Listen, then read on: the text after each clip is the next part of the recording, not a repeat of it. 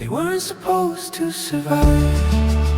No place, no voice, no right. But they held on through the night to a world that passed them by. He wasn't supposed to survive.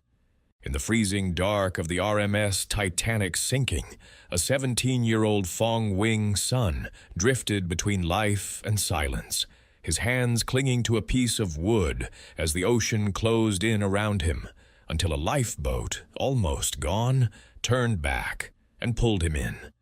Just days earlier, he had stood among strangers, one of 12 third-class passengers, Asians and Europeans side by side, captured in a single moment before departure, unaware that this ordinary gathering would soon become part of a story the world would never fully tell. When the ship began to sink, there were no clear rules. Only moments, a step forward, a missed chance, a place where survival happened or did not. Lifeboats drifted away into the night, some full, some not, carrying with them the fragile line between those who lived and those who did not. 6 Chinese men made it through that night, not because they were chosen, but because they were there when survival passed within reach. But reaching land did not mean arrival.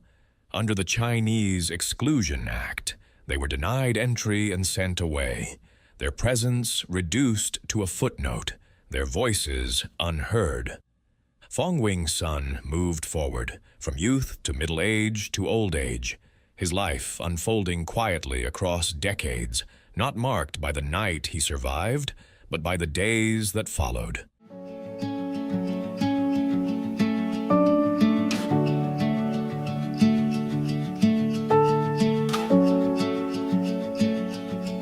They came with the ocean. Lam Choi carried on in a world that offered little space for him, his story fading into the background of history, while Chang Fu's path scattered across borders, leaving only fragments behind. They came with the ocean in their eyes, suitcase light, but heavy lives. Li Bing found his way to Canada, working in a small cafe in Galt, Ontario, building a life that few would notice, yet one that was entirely his own. Of the 6, only 2 are clearly known to have remained in North America, the others slipping beyond the reach of records. And yet, none of them disappeared.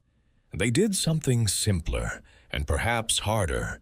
They lived not for recognition, not for history, but for the quiet purpose of carrying on.